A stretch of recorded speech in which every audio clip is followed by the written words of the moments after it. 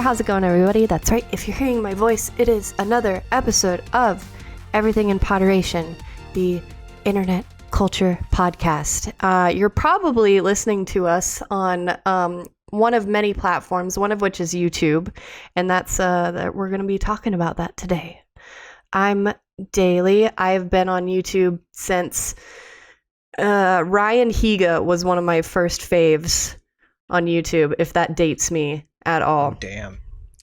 I'm Robert, and I bought these Raycon earbuds off of my favorite site, squarespace.com, so I could go and buy wine boxes from wink.com. And if you use code everything, the ads are eating my eyes and my brain. I can't, it's all ads now. That's all I can talk in. Corpo speak. It's all over. Hi, I'm Colin Sparling, and here is my ad for NordVPN. Are you afraid of surfing the internet without a secure connection? Then go to NordVPN never mind. We're not sponsored. They're not going to give us a discount code. Anyways, hi everybody. In case you haven't noticed, we did post a video last week, but we didn't make a new episode last week. That was an old episode. We talked about Naruto, right, guys? Remember that? Because no. question mark. Wait, what are you guys talking about? it's all a blur. Yeah, so we posted an old episode about Naruto, and this is an aside because, you know, your boy was sick last week. And PSA real quick, never get a kidney infection. Those things hurt. Just drink cranberry juice and drink plenty of water, and you won't have to worry about it. Just don't get sick. Just don't do it. That's how you stay healthy. You just don't get sick. Life pro tip, if you get sick, just don't. Just don't. Just stop it. Yeah, just stop being sick. Yeah. You know, now I'm scared because we had Daly got the virus, the big one, the big V. Yeah. And then Colin got the kidney. And you know what they say, third time's the charm. So now I guess I might just be dead by the end of the year. Robert's in the cross. Yeah. Hashtag pray for Robert. Listen, I'm just saying, kidney infection, that was like that first day was 12 straight hours of just fucking pain and agony. So, like, I don't know what's coming to you, Robert, but it's not going to be good. Mm-hmm. That's why I'm scared. I don't even know anymore. You should be. Absolutely. Yeah. But in other words, don't get sick, y'all. It sucks. And drink plenty of water. Drink plenty of water. Hide your homies. Drink but on a lighter note, huff your vitamins. Yeah. I would believe that. That's the list. Huff your vitamins. That's it. If you do that, you'll never get sick. Yeah. I do want to ask, though, you guys, I want to ask you, what is the YouTube channel which you think you've been subscribed to the longest? Oh, man. I've definitely changed my YouTube accounts over time because like one of my first one was like a super weeby, like it was like Kitsune 666XX Ooh, edgy. XD, like one of those. I would probably say whichever channel published the most Vocaloid music videos, because that's where I was when I was first ever on YouTube. Vocaloid. Yeah, you know, the Japanese robots, not VTubers. That's new. Shit. Wait, hold on. Are VTubers Vocaloids evolved? Wait. Yes? Yeah, it's the next evolution. Anyway, for me, it's probably the Jesse Cox gaming channel or the Total Biscuit, may he rest in peace, gaming channel. Those were like the first big YouTube channels that I really got into. When did they launch? Oh, man, Jesse's been on YouTube for like I want to say almost a decade. Like I found him like Skyrim, like when Skyrim was the new hotness. Oh my gosh, that's what he was playing. Do you remember when you could make like reply videos? Like, was it in that era? Oh, I remember that. Maybe, yeah. No, but he got real big off of Cataclysm, like WoW Cataclysm, and that came out in 2010 or 9. It's somewhere around there. Yeah, so he's been on YouTube at least that long. Yeah, I think my longest subscription, probably it's got to be, I was in on the ground floor for a lot of like the retro gaming YouTubers when those were like the biggest thing on YouTube. So I'm talking like the Angry Video Game Nerd, the Irate Gamer, Happy Console Gamer. Oh wait, there's some happiness. Yeah, the Happy Console Gamer, which the Happy Console Gamer to this day is still my favorite YouTuber. Yeah, he's just there so to balance out the karma. Exactly. It's 100% why he named it that. So I think that was 2000, at least 2008. So yeah, 12 years. That's early YouTube. YouTube's been around for a hot minute. 15 years. Yeah. Y'all remember when like the best thing on YouTube was a slightly rotund man like fist pumping both hands to Numa. Yeah, Numa. It's like that was the hotness. That and like Charlie bit my finger. Oh my gosh. Shit, I remember when if you wanted to watch an HD video, well, first of all, a high quality video back in the day was 480p. That was like top of the line, like you're getting true quality. And when they did start rolling out HD videos on YouTube, you had to type in name a video and then HD to hopefully get a 720p version. I don't know, Colin. I might have to disagree with you because I think the highest quality videos are Naruto episode 42, part 1 of 3 English subtitles. Those are usually the highest quality. It was always in 3 parts. Naruto. Listen, it was always guys, in 3 parts. Listen, I'm just low key. That Naruto video performed really well for us, so if we gotta mention Naruto so we get picked up by the algorithm again. Mm-hmm. So Naruto. Like honestly though, thanks for the very warm reception to the Naruto video. It was very unexpected. Lo and behold, episode 0 that we weren't gonna publish, maybe ever. We decided to publish it, and it's our easily our most well performing video. I mean, I was very passionate about that episode because Naruto, but I just wasn't expecting anyone else to be very passionate about Naruto. I would say I was very passionate, but like in the opposite direction. Ah, yes. Dispassionate. Dispassionate. Equal but opposite passion. Ah, yes. Hatred. Passion physics.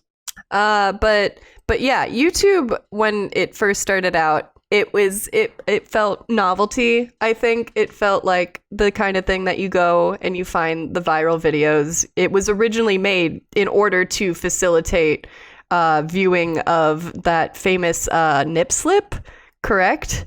The Super Bowl nip slip of her name is Janet Jackson. Janet Jackson. That is why YouTube happened, because they were like, hey, I can't find this anywhere. And it's like, hey, we should have a place that hosts videos.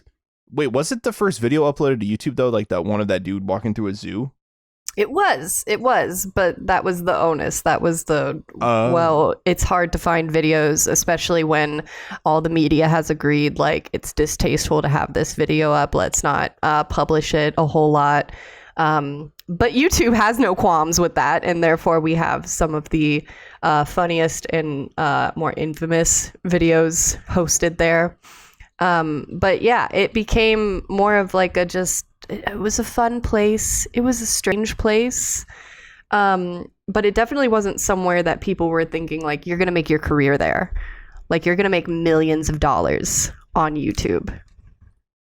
Yeah, I mean, it was a lot of people just who barely knew how to turn on a camera and were making ridiculous content and motions. Like, there was nothing, there was no bounds. Like, everything was new. It was the frontier of content making. Wild West. When it came to video. Yeah, it was. West. Like, I can't tell you how, like, I found the stupidest, funniest shit on YouTube, and it was ridiculous. Like skit comedy became a huge thing. People just making noises became a huge thing. And I don't know, like it was just yeah, I remember looking up people making noises. That was my top search for sure. Mm-hmm. Yeah. Just waiting for those new hot noises on the market every week. Oh yeah. Ew. I hate that phrase. Thanks for a new phrase that I hate. And cat videos. And then everything changed when money got involved. Google AdSense became a thing. Google acquired YouTube. And then, behold, you could start making money off of ads off of YouTube. I do remember the time when there was no ads on YouTube, and then suddenly it was like, oh, there's going to be an ad either on the side or on the video itself. And that was like, whoa, pump the brakes. Do you remember offhand, like, what year Google bought YouTube? It was 2007, 2006. Was it that early on? It was 2006. It was pretty early on. They were independent for a maximum of 2 years, I believe. yeah, I feel like I always think of YouTube as that one company Google owns. Like it's hard to imagine YouTube as an independent thing nowadays. Yeah. Oh my God. Even in 2006, Google bought YouTube for 1.6 billion, 1.65 billion. Mhm. Which so- now almost seems like chump change. That was in August of 2006. No, that's not right. But it was in 2006. So it was within a year of YouTube becoming a thing. That's crazy. That's crazy.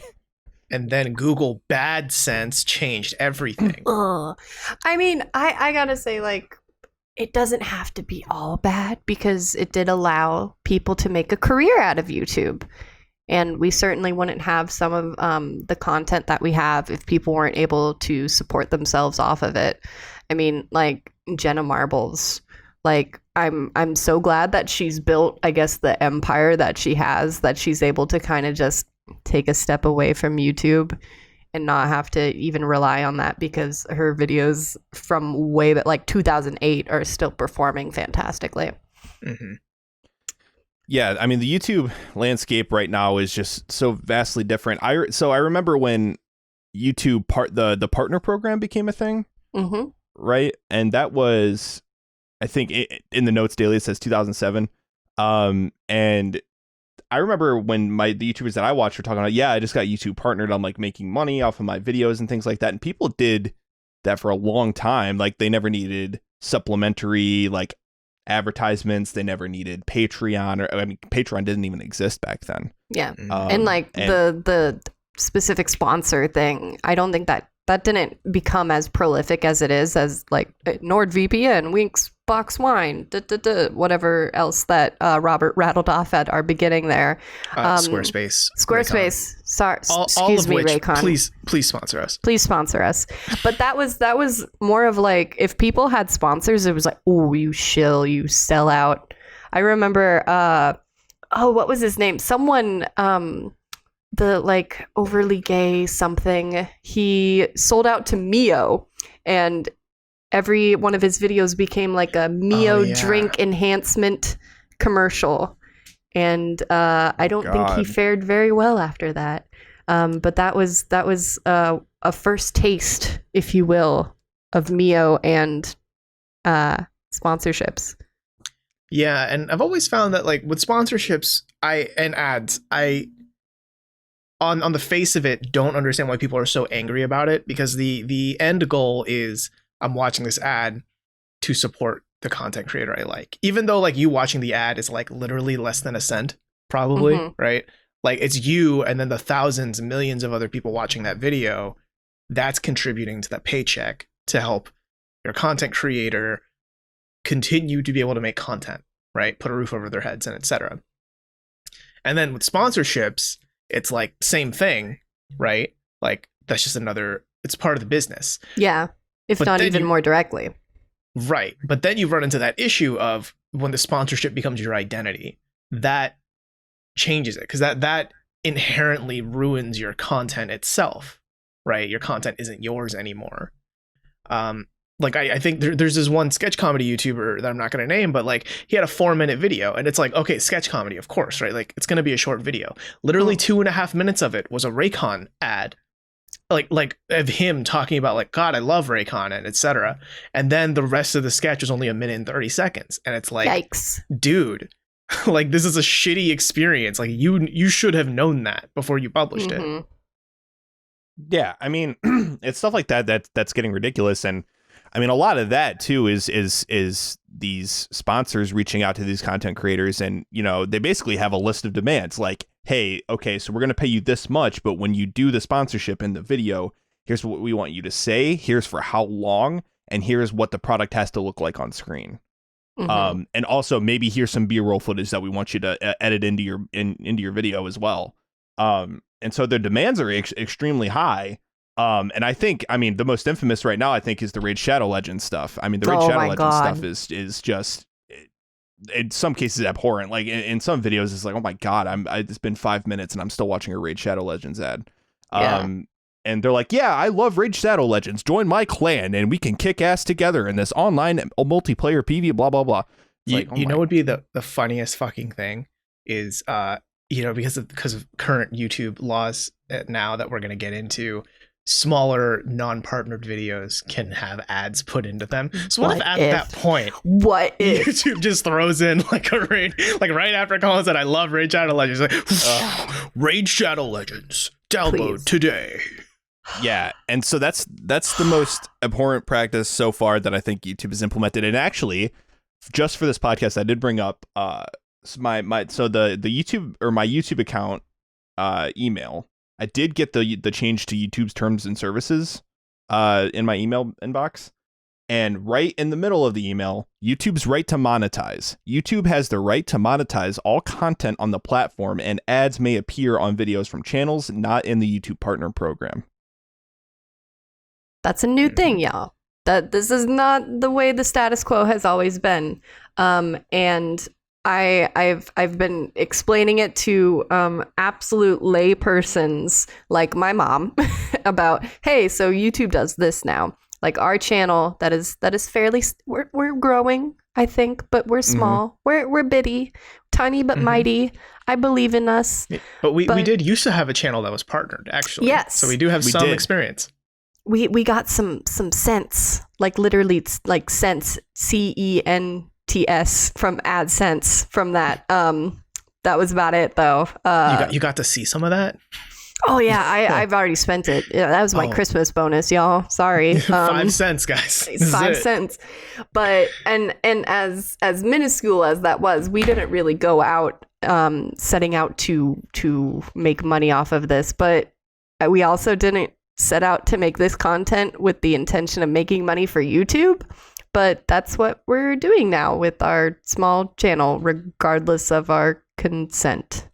And to be clear, our goal with our last channel wasn't really to make money off it. For this, we're all in it just for the money. That's really that's it. That's it. All this content is heartless and soulless as long as we get the big bucks. That's why we really want Raid Shadow Legends to sponsor us. Reach out to us. Say pay us $5,000 and we'll talk about your game. Yeah. No, I mean, but no, God no. I think that's kind of annoying, and it's the latest in a list of a lot of shitty things YouTube has done to the people that have made its platform so successful. Because when they did this, it's automatic, right? There's we can't turn it off. So unfortunately, if you had to watch an ad before loading up this video on YouTube, we don't have control over that. That's just YouTube making that sweet dosh. Yeah. So to give you a little insight, like Robert said before, at one point when we were in Tadaima still, we did become partnered on YouTube. And so for anyone that doesn't know, when you upload a video, right, your weekly upload or whatever to YouTube, you get to choose essentially how that video is monetized. You don't get to choose who or what advertises on your video, but you do get to choose where the ads are placed on your video. So it could be at the beginning, the middle, the end.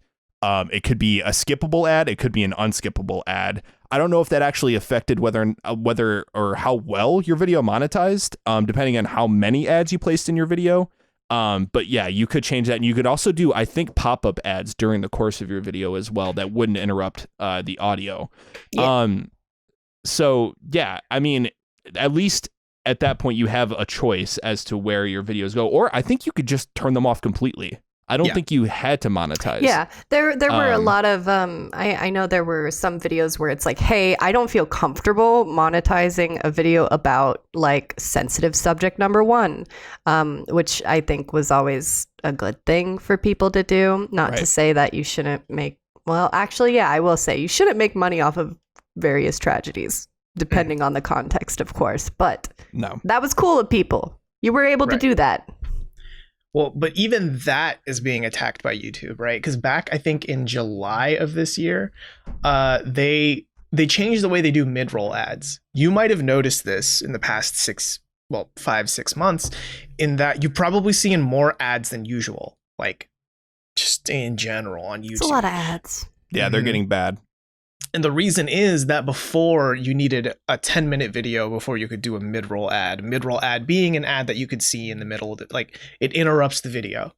And it's another ad for, whoever. Now that limit is 8 minutes. All you need to do is make an 8-minute video and you can roll a mid-roll or a mid-roll ad in that video.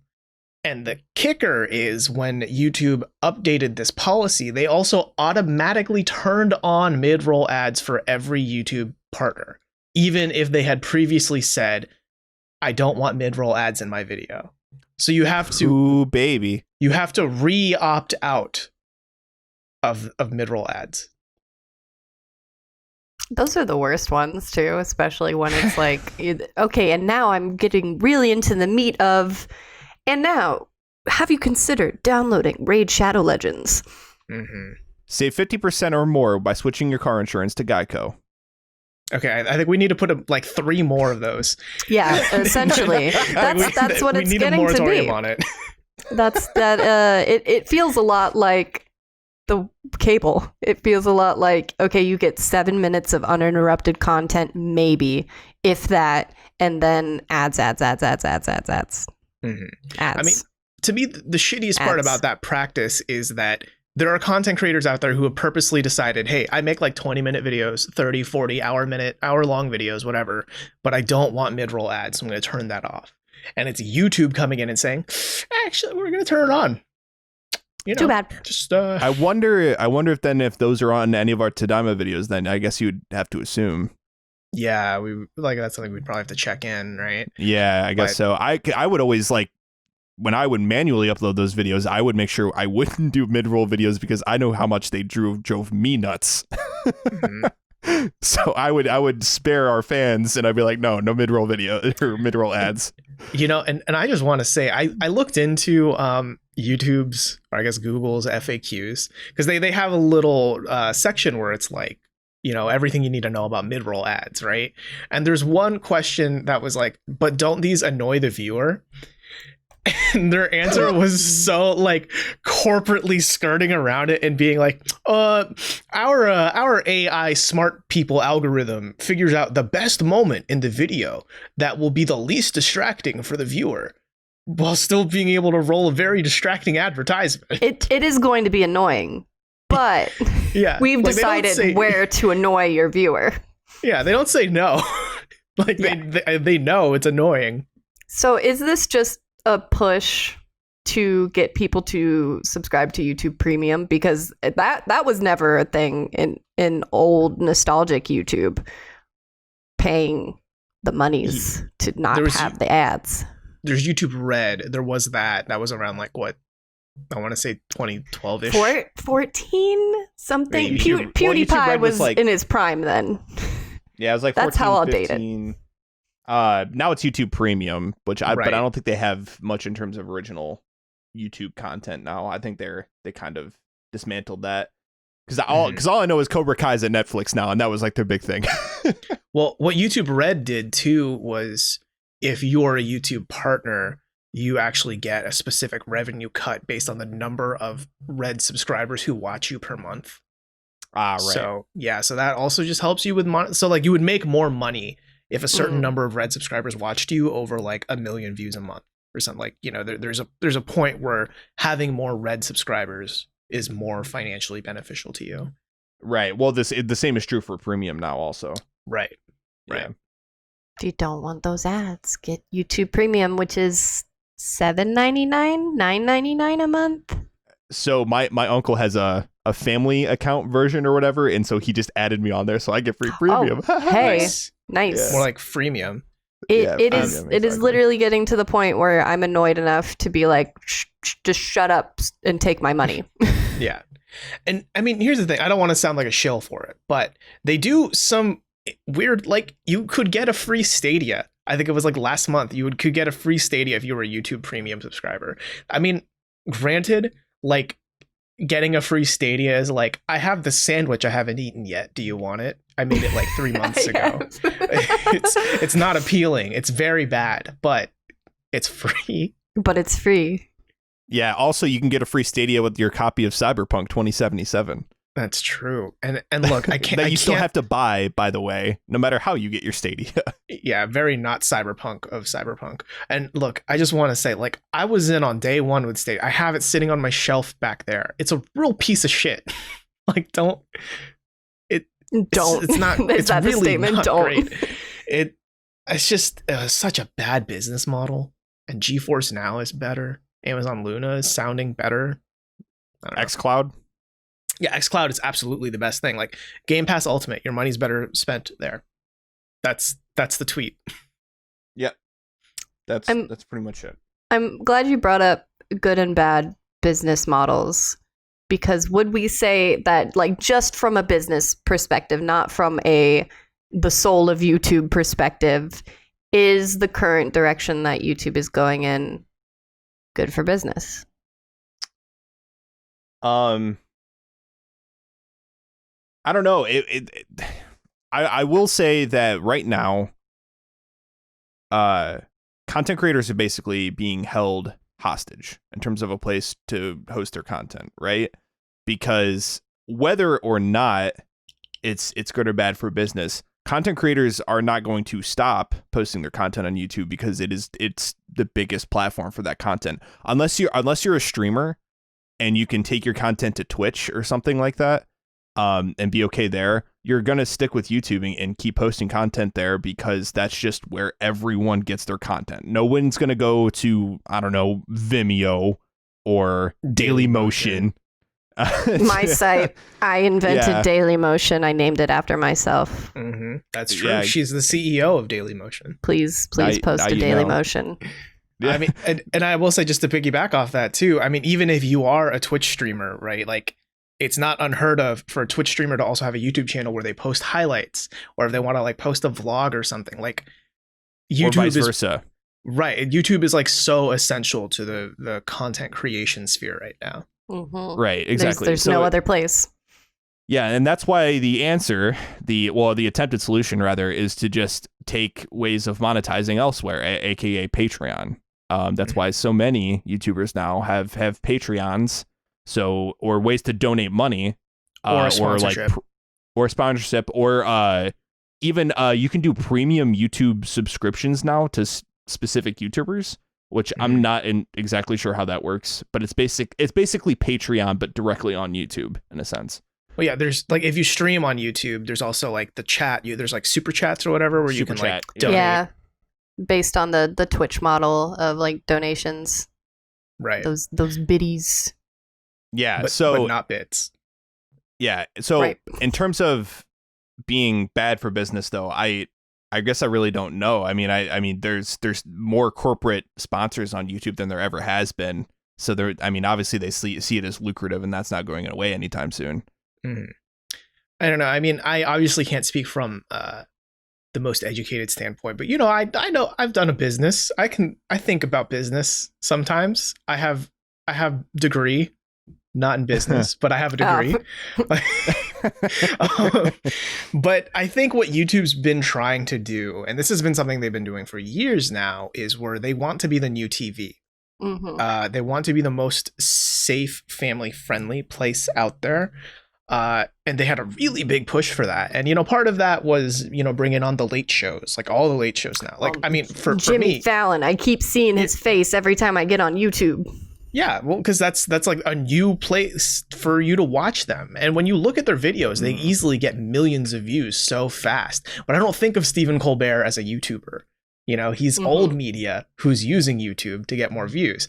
And, I don't know if it's a problem because I watch Colbert via YouTube exclusively, but that's part of the issue where YouTube is trying to say, hey, we're just like old media. So that way they can approach advertisers and be like, hey, you can roll your Robitussin ads on us because, we don't host bad content. We don't host not safe for work, unfriendly content.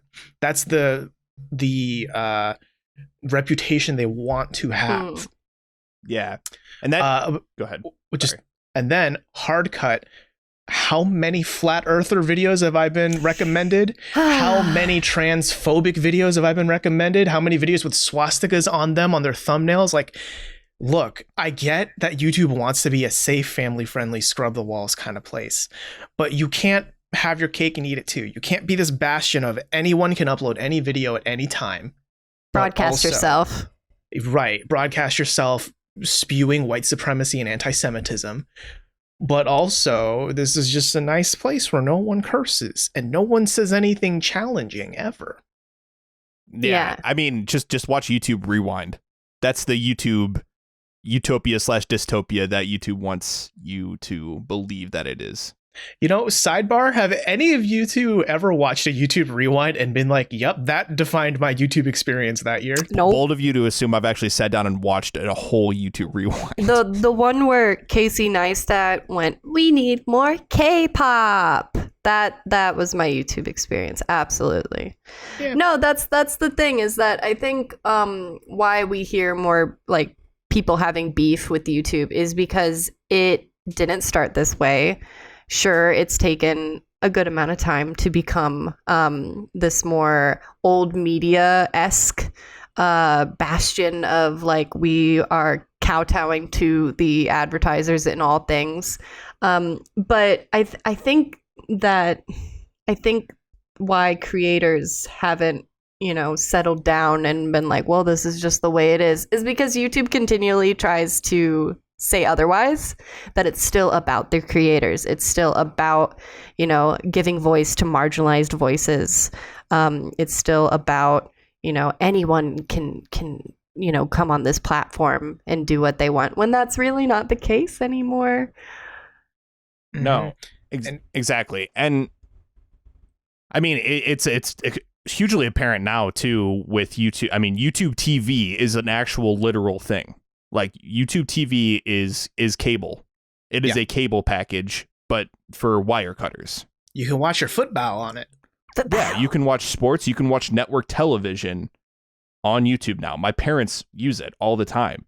And it's just crazy to think that YouTube is what you could have gotten on cable, like still now, but just on the internet. I mean, it's so weird to think that this is the same platform that we got to know Numa Numa Guy, that we got to know Chocolate Rain by Tay Zonde, we got to know, I don't know, angry video game nerd getting pissed off about Atari football.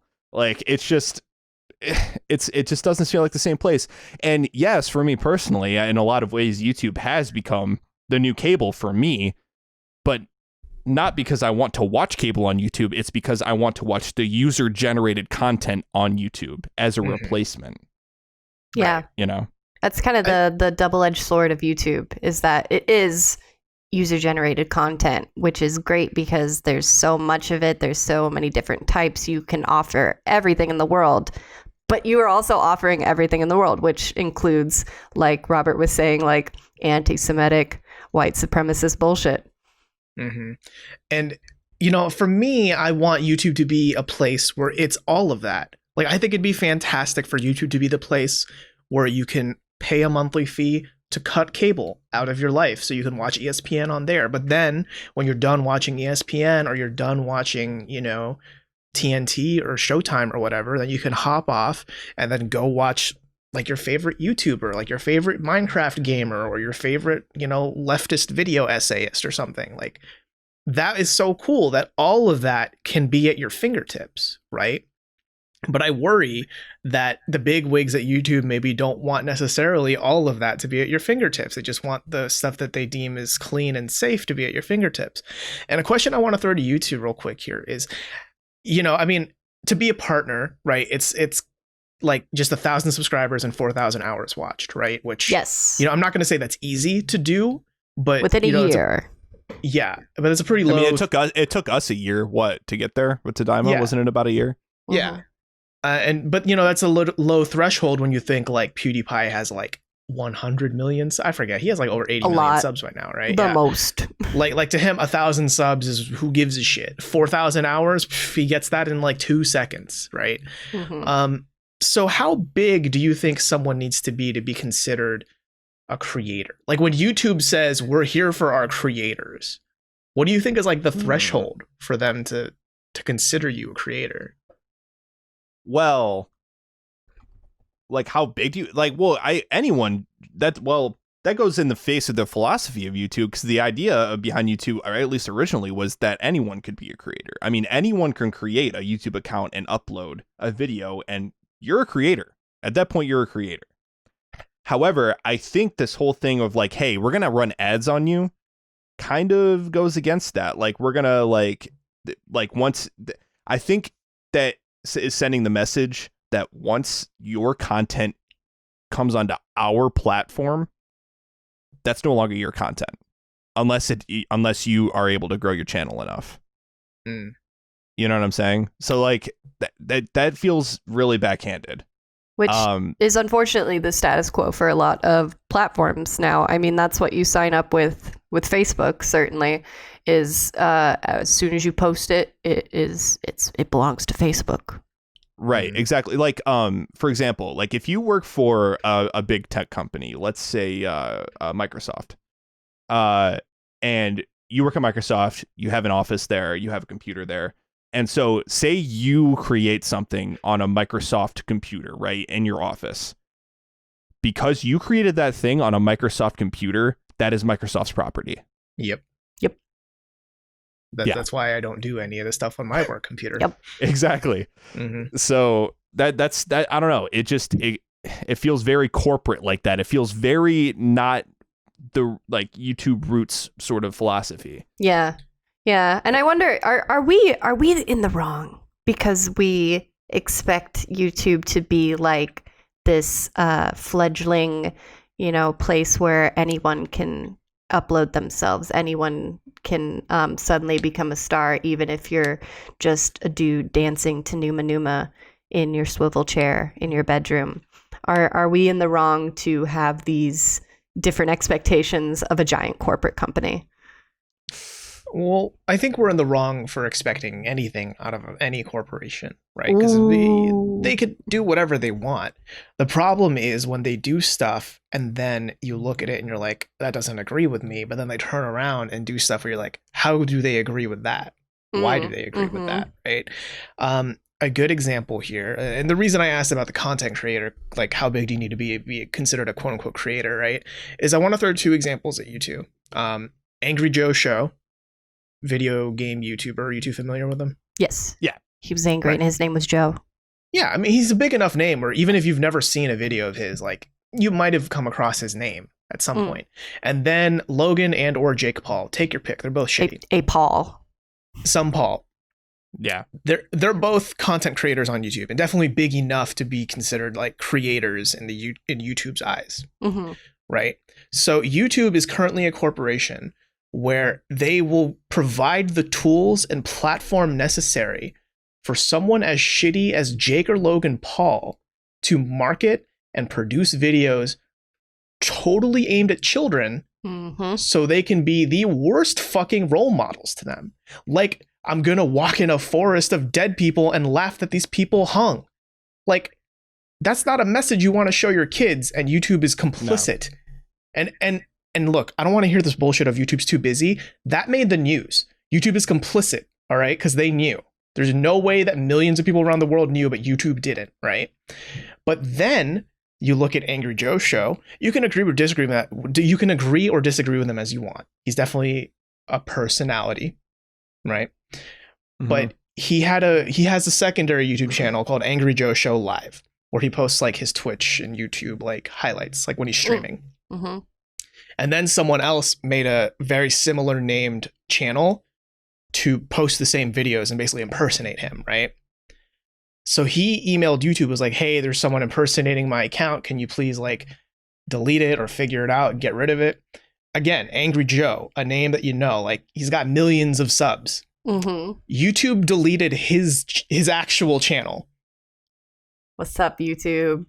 Yeah, and it's like, look, if you're here for your creators, that's like such a basic mistake, man.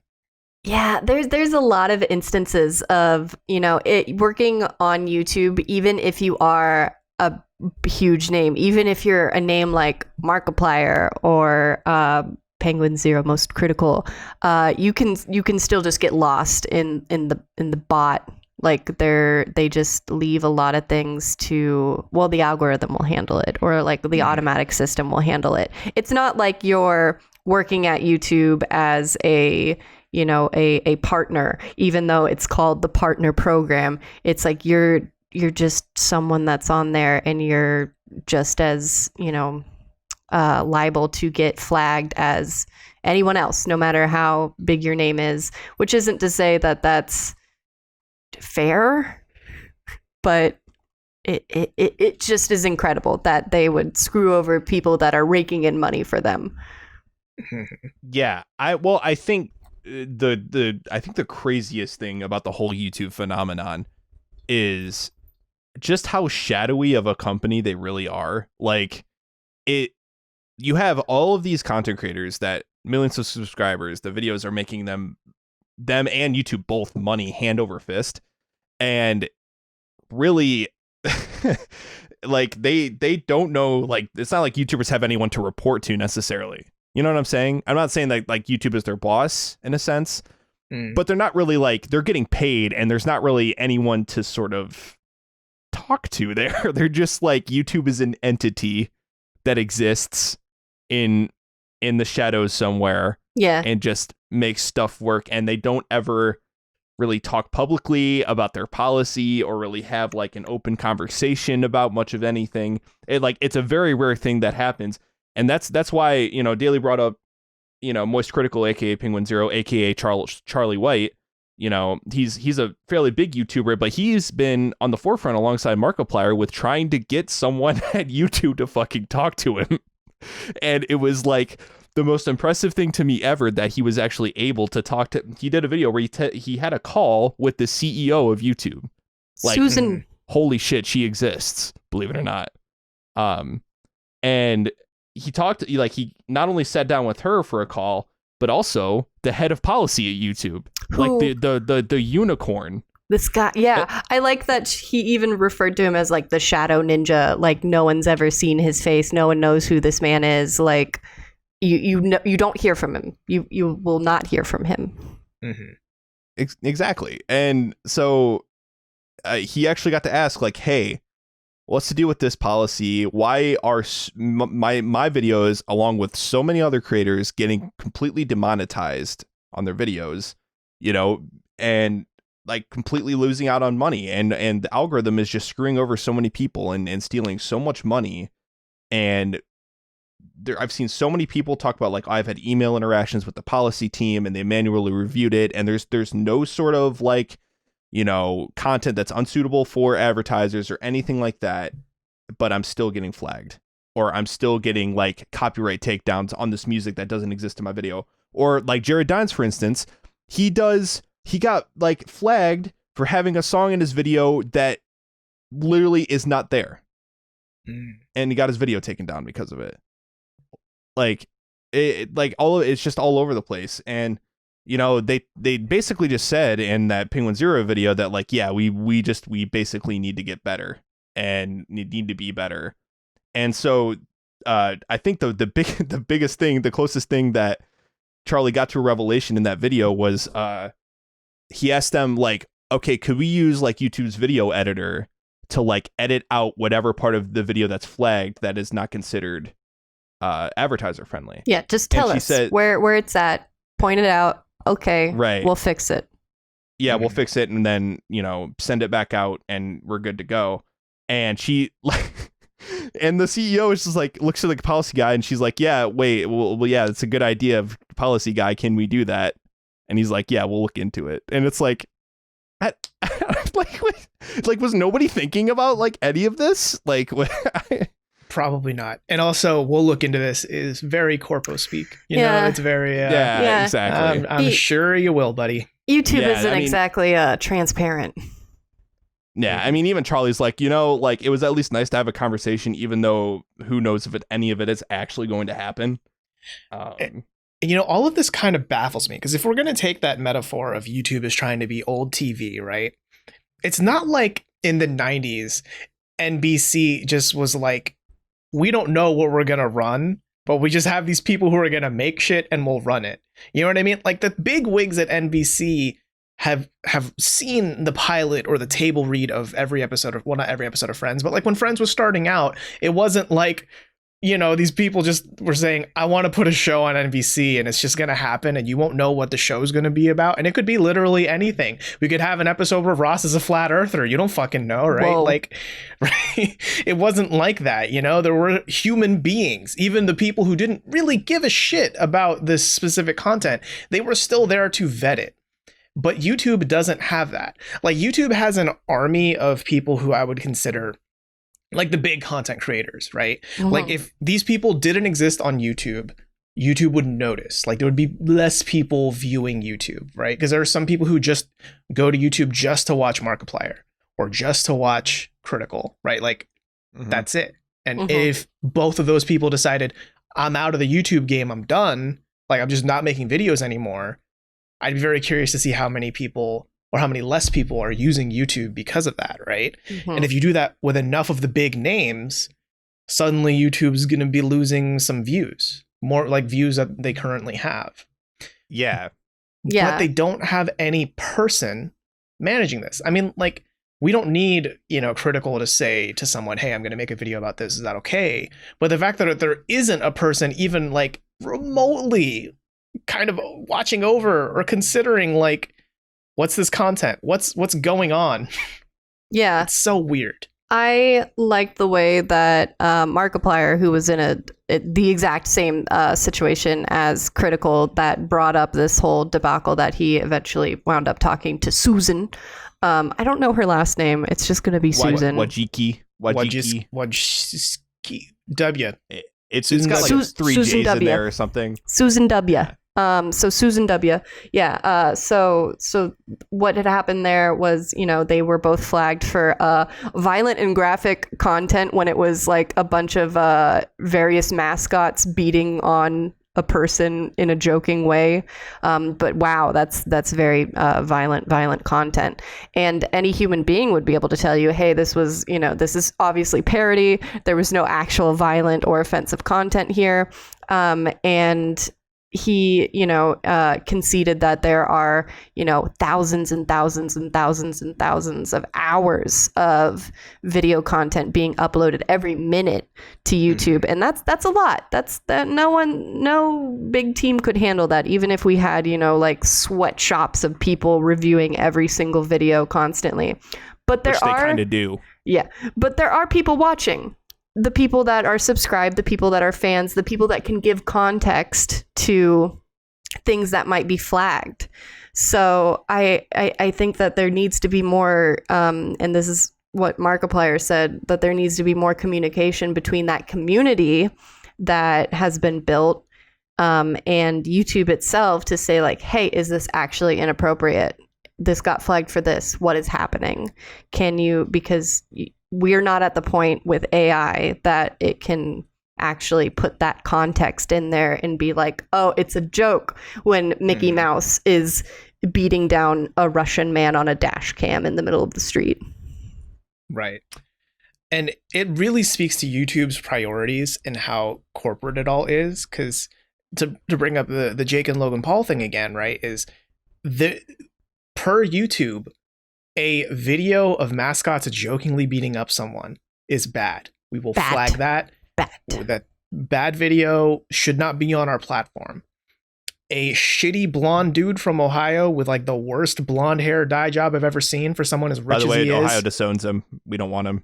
That's not true, but okay. The fact that he can post videos to kids, for kids, that spout like things that no well-meaning parent would want their kid to understand or learn about. The fact that that's okay, you know, but as long as it makes YouTube money, that's really all that seems to matter, which is so, I don't know, not moral, not good Christian values. I don't know. Money talks, baby. It seems that the moment that someone becomes recognizable enough that like media reports as YouTube star so-and-so, at that moment YouTube is like, yes, you are ours and you can do no wrong, my son. When in actuality, I think, you know, denouncing people on your own platform, because that's the thing, is that these corporate companies, like, they don't have to do the free speech thing. They can be like, hey, you're shitty, goodbye. Yeah, I mean, it's tough to figure out what the solution is with it, right? Because like I personally, like if I were Mr. YouTube CEO, founder, whatever, anything I say goes, I would probably not have someone who very clearly is contributing to kids growing up shittier with worse values. I would probably take that channel off of YouTube personally, right? But then I know that there are going to be people out there saying, oh, you're denying them the right to free speech, right? It's the same reason that flat earther videos are still on YouTube, because they have the right to free speech to say it's flat earth. I mean, to play just the smallest bit of devil's advocate, because there is so much content coming up on YouTube all the time, obviously they can't monitor for all of it until the community or the press or the media makes some huge stink about it. And the best example I can think of is was it Family of Five or whatever, the ones that were like Daddy of Five, yeah. Daddy of Five, like beating the shit out of his kids. Yeah. Well, yeah. I mean, they were not only like hitting them, but they were also like pulling quote unquote pranks, which are basically just fucking child abuse. It's just a prank, bro. Like it was awful, and everyone was like, guys, this is just child abuse. Can we like get the and next thing you know, these people lost custody of their kids, the YouTube channel got shut down, and I mean, some like justice was served essentially on these people, but that only because people brought a shitload of attention to it. Everything else that's there's all sorts of like animal abuse and all kinds of like shitty videos that are still on YouTube that are getting uploaded every day and do get tons of views, but are just completely ignored by the algorithm. In that sense, it's the court of public opinion that has to step in versus YouTube itself. Right. And like, look, I recognize that, yes, this is a lot of work, right? To vet all the videos going up on YouTube. That makes sense to me. And there are automatic solutions in place. Like, for example, in our Animal Crossing episode, which you should go watch if you haven't seen it. It's very fun. There's the word politics in it, right? In the title, it's the Animal Crossing and the Isle of No Politics or something like that. Mm-hmm. Yeah.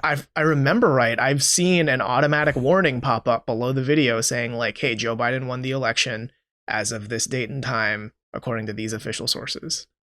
Because, the election is, for some stupid reason, still hotly debated, even though the current president has lost like 30 times. 2020, y'all.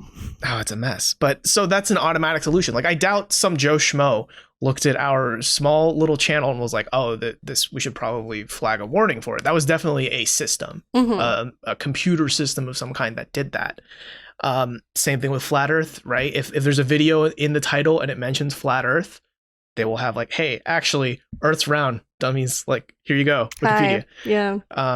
So those are computer solutions, but a computer, like we've said, can't really determine, oh, this father is abusing his children for money, right? I mean, like, prime example, and I think this speaks to, I guess, how far YouTube is willing to go. It tempers my optimism as far as YouTube implementing human solutions.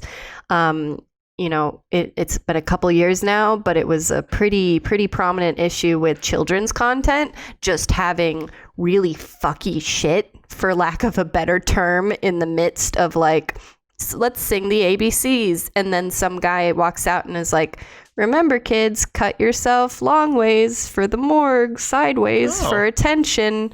Like, that was a thing that had millions of views because it was just, bumped up on the algorithm as like, oh, this is kids content, ABCs, whatever. Like, just put the iPad in front of your kid.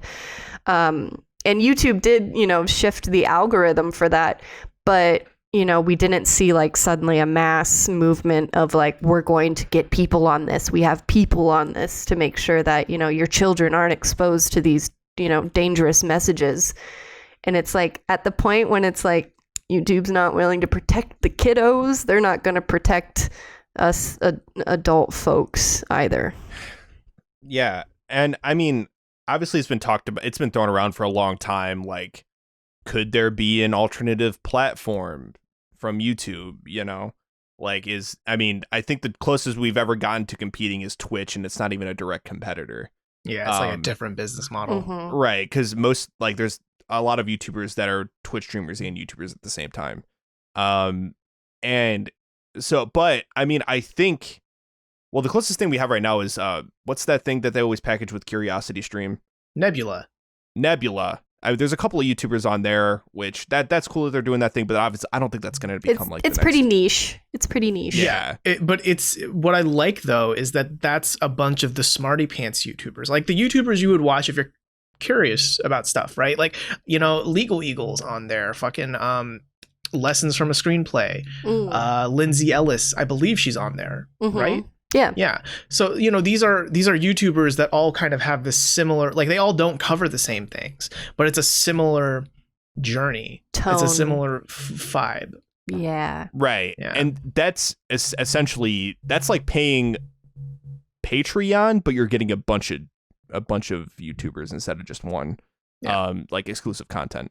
So that's kind of cool, but I don't think that's going to be that. I don't know if that's a viable, like, alternative platform. However, I do think that when it comes to the big YouTubers, the ones that are in like the million subscriber club, tens of millions of subscribers, that community tends to get pretty small. Like, a lot of those people tend to know each other, at least have some contact with each other. And I'm saying if those big YouTubers band together and they're like, hey, YouTube, like, if you don't get your shit together, we're going to go over here. And if enough of those people go, like, other people will follow. So I think that's the only way that happens, though. Yeah. I think that's in the modern day, I don't know if we've seen that exactly happen. I know people were kind of worried about that happening with Twitch and Mixer, that it was like people were going to be like, bye Twitch, I'm going over to Mixer. They appreciate me more there or whatever. And it didn't work out. Remember when Mixer spent like, I think it was either millions or billions, I forget, to get Ninja money, and then closed, and then stopped. It's not as sad as Quibi, but still kind of sad. Still sad. And actually, I'm glad that you brought up Mixer, because I actually was thinking about, okay, well, so in my brain, I started thinking, okay, all the time I hear people say YouTube needs a competitor. And I'm about to go on a vision quest. Join me here, right? So YouTube, owned by Google owns a fuck ton of servers around the world. Like, that is how YouTube functions. Like, YouTube isn't just run out of one dinky garage in Seattle or in San Francisco. Wait, I think I already know what you're going to say. What am I going to say? Google's just going to buy whatever that other platform is. No. Yeah, that's right. Fuck you, Colin. Fuck you. No. So my point is, Google is big enough to have the technological infrastructure to support something like YouTube. You know who else is big enough to do that? Microsoft, Amazon, Facebook, right? Amazon. Yeah, well, Amazon has Twitch. They bought Twitch, but that is their current video service, and it's the closest thing we have to a direct competitor to YouTube in terms of clout and notoriety. Right. So what I find so funny is how badly Microsoft fucked this up and don't get me wrong, I love Microsoft products. I'm using a PC right now. Please don't kill me, Bill Gates. Personally, he will come for you. Yeah, I mean, I'm in Seattle. He can find me. But he, like, well, not he himself. Microsoft looked at the video landscape of the internet and was like, okay, do we snipe Twitch, which is very successful right now and making lots of money and people generally don't have a problem with it, or YouTube, the fucking site for years now, people have been saying, I wish there was an alternative. Let's snipe Twitch. Let's figure out a Twitch competitor. Like, are you kidding me? Like, if Microsoft came out with, like, I don't know, what's a pretentious fucking Microsoft name for it? Like Azure Video. Azure Tube. Azure Tube. Yeah. So I don't know, something stupid like that. Micro video. Yeah, for all your little videos. For all your little soft videos. Please do not Google soft videos. I don't want to see your little soft videos. Oh my god. But my point being, I really wonder what kind of world we'd be living in right now if Microsoft's Mixer was instead specifically a YouTube competitor as opposed to a Twitch competitor. I wonder why. Like, was there the consideration? It's like YouTube's too big to fail. We can't do that, guys. Maybe, but I mean, there was a while where MySpace was too big to fail, and then Facebook. Heyo. Right? No one's too big to fail. Gravity, bitch. So, I mean, what would a YouTube competitor require, right, to be competitive? Like they would need it would need to be easy to upload to, right? They would already have to have advertisers that were willing to advertise on there. So I think if the big YouTubers decided like one day, like, hey, we can't take this shit anymore, we're going to migrate to a new platform, and I think they themselves would either have to like get with someone and like maybe talk to Microsoft somehow and talk about making a new platform or something like that.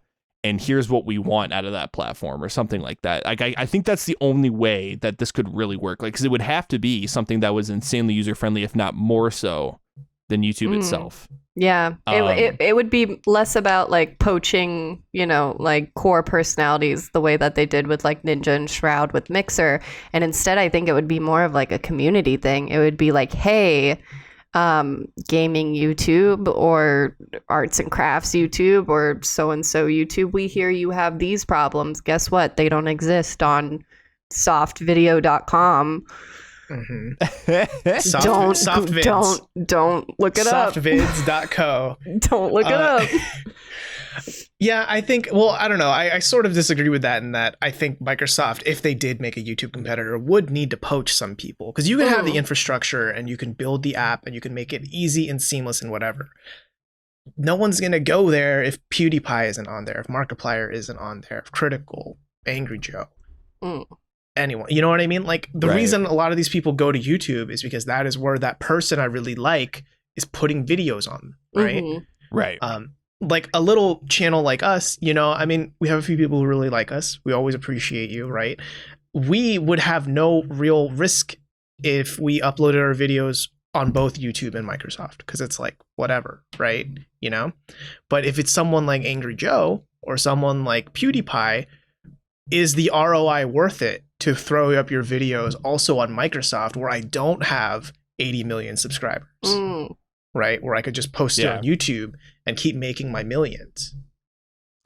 Yeah, I mean, I think another good example would be like Spotify, right? They just made that massive fucking deal with Joe Rogan.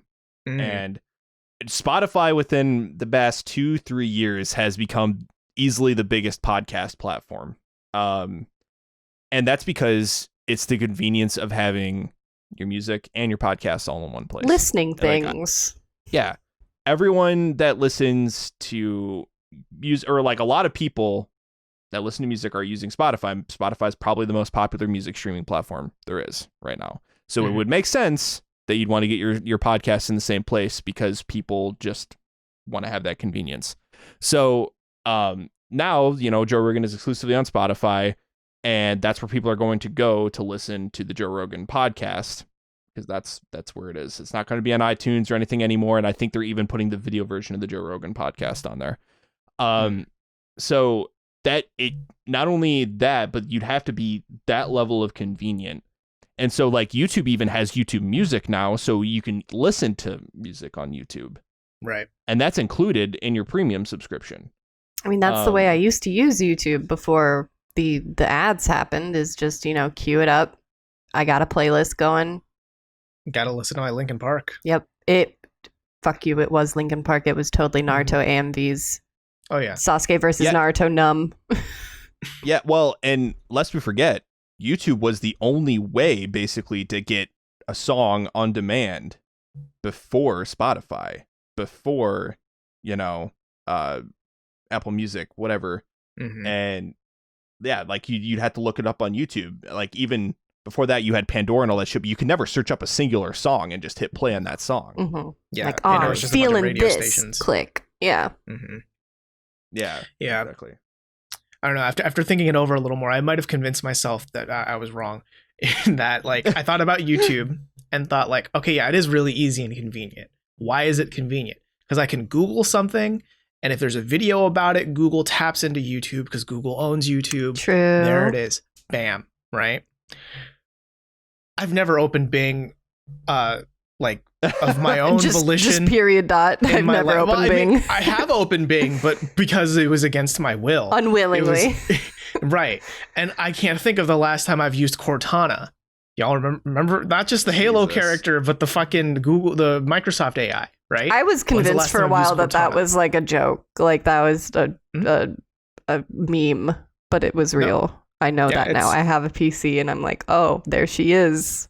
Goodbye. Like Cortana, sorry to say, is such a failure that the Xbox is like, oh, would you rather our Xbox hook up to your Amazon Echo or your Google device? Yes. I guess. Yeah. Sure. You're never going to use Cortana, right? Microsoft phones. Okay. Like Windows phones. Like if all of those things were successful, a Microsoft video platform would have slotted in perfectly and we just like worked in this ecosystem, right? Right. So, I don't know. I mean, I still think these other big companies should do it because they're the ones with the infrastructure to do it. They already have the servers and the capacity and the man hours and the power to do it. Yeah. So why not at least try? I mean, think of how many things Google has tried and failed horrifically, terribly. Horrendously. Yeah. I mean, even with all their failures, not to get overly meta, but like we're living the Google life now. We look up our information on Google. We use Gmail to find all of our emails. We use our Google Calendar to keep track of all the shit we got to do, And I mean, YouTube is integrated with all of that. You have all the same account for all of those things. So that convenience is just so inherent now that it's only going to get harder and harder to pull people away, from that convenience. And so you just need to, and that's why it only really can be companies that big that can be disruptive.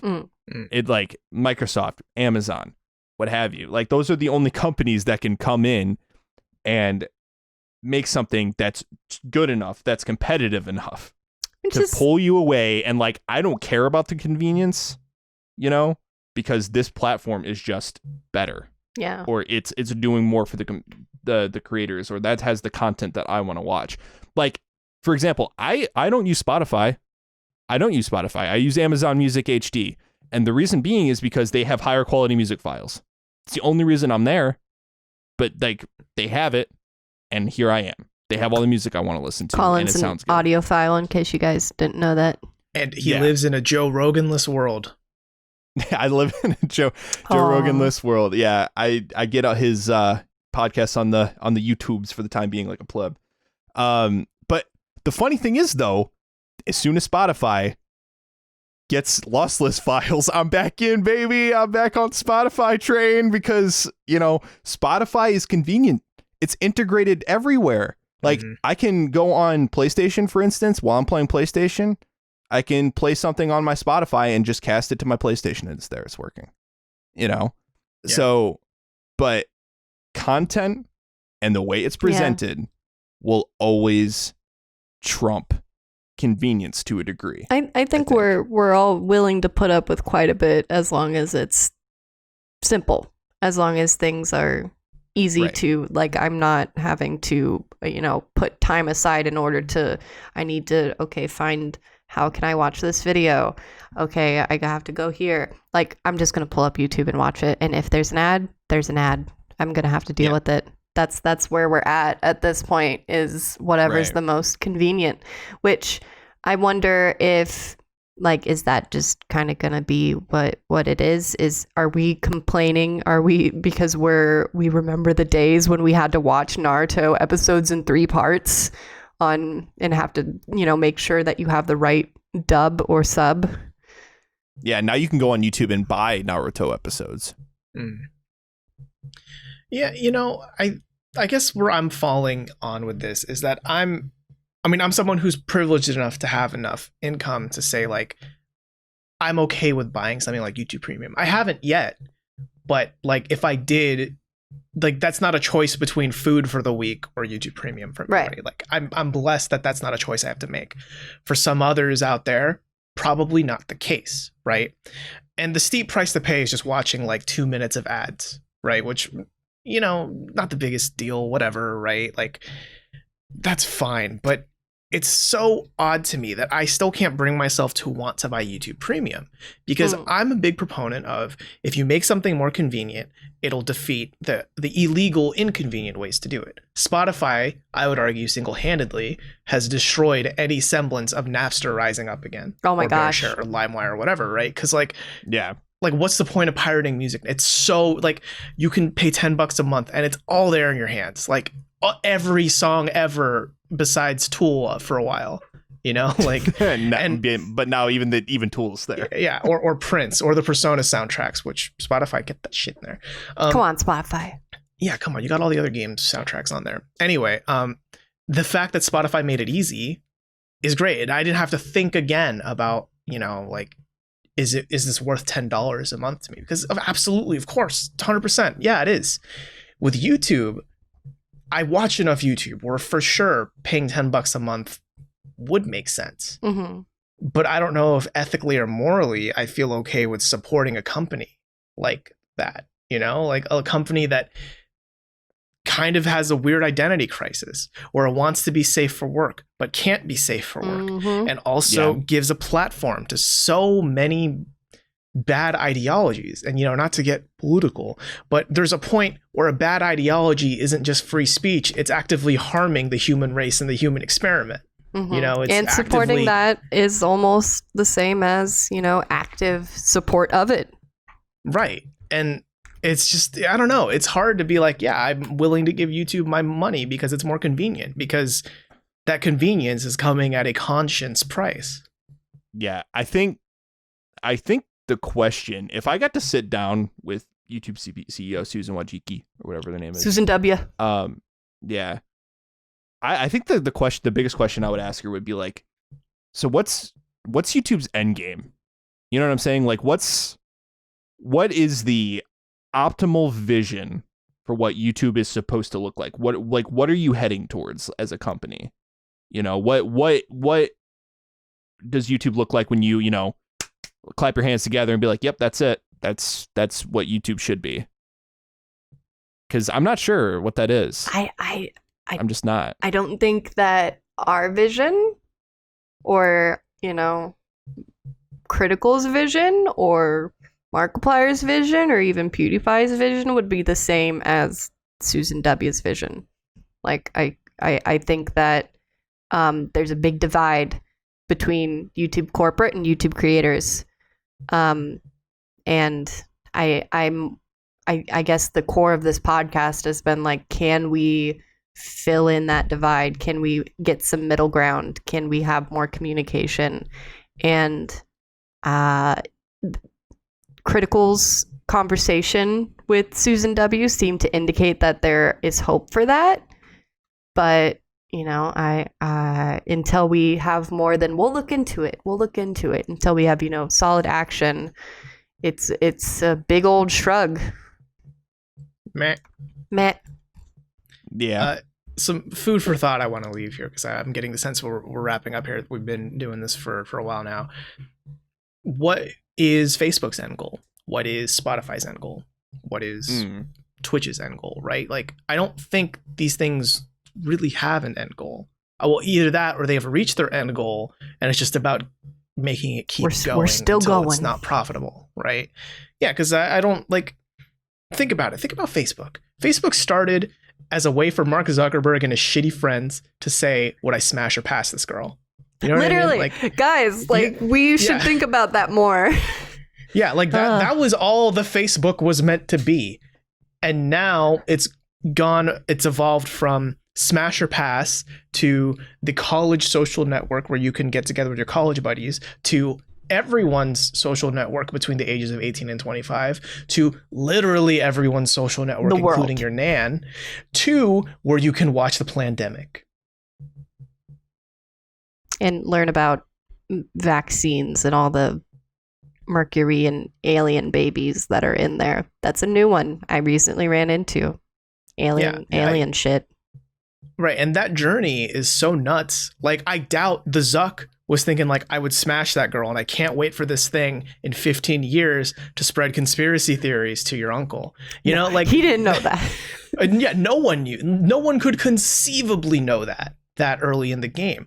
And, you know, with the way technology is rapidly progressing, the way it's been going, no one can really predict anything about the future. So I think we're in this weird place where all these big corporations may not really know what an end goal is, or not even an end goal, because I doubt like ExxonMobil and the oil barons had an end goal either in the 1900s, right?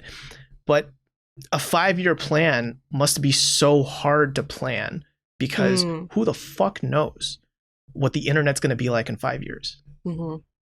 That's true. So what you're saying is there's going to be a YouTube equivalent of Parler. Got it. It's called YouTube. Basically. Oh, Parler would be a whole nother episode, y'all. It's called YouTube Red. Yes, I get it, because I understand. I see what you did there. Robert's very clever. Because the far right. Let's dive in. The far right. Okay. Anyway, so thanks guys for joining us on this episode. As bleak as we kind of made it out to be here, it's great to be on YouTube. I enjoy my time on YouTube. I think the reason why, you know, we bring up these grievances is because we do care about it. We care about it as, you know, a community. We care about it as a platform for, you know, giving voice to people who previously didn't have, you know, places to talk about their problems or their passions. But here we are on YouTube. If you are watching us on YouTube, maybe ding that bell. Get the algorithm going here for us. Let us know in the comments below your own thoughts about YouTube, your own feelings about the future of this platform and whether or not we're off the rails on this crazy train.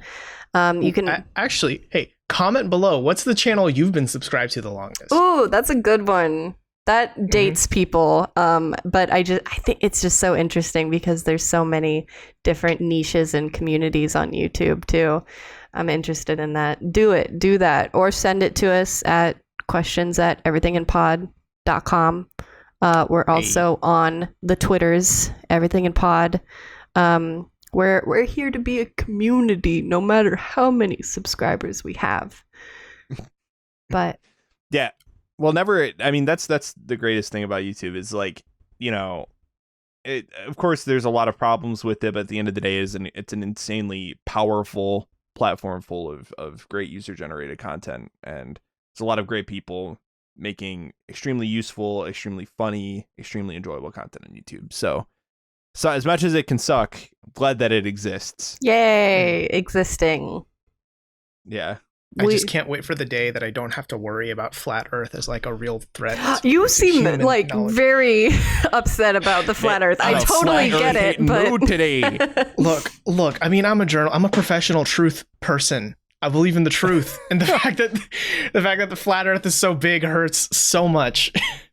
It is very big, but it is flat in the end, as long as we're all agreed on that. Yes. We're all on the edge and about to fall off the Earth.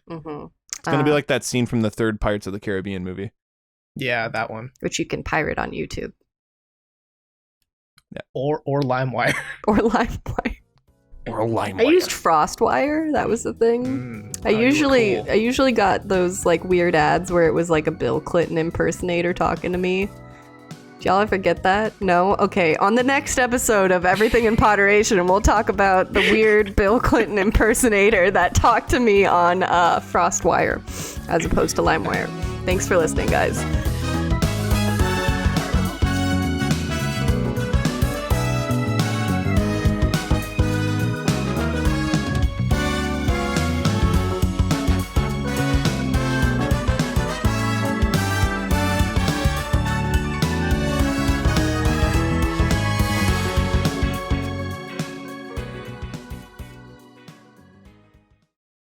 So the order is Daily, Colin, then me. Yes. Okay. I'm first. Yeah. I get to be first. Same. No, I get to be first. Hey everyone, just welcome went to over- Everything in No, Potter. stop. I'm stealing it. No. Hey, Wait, everybody, should- welcome to Everything in Poderation. No.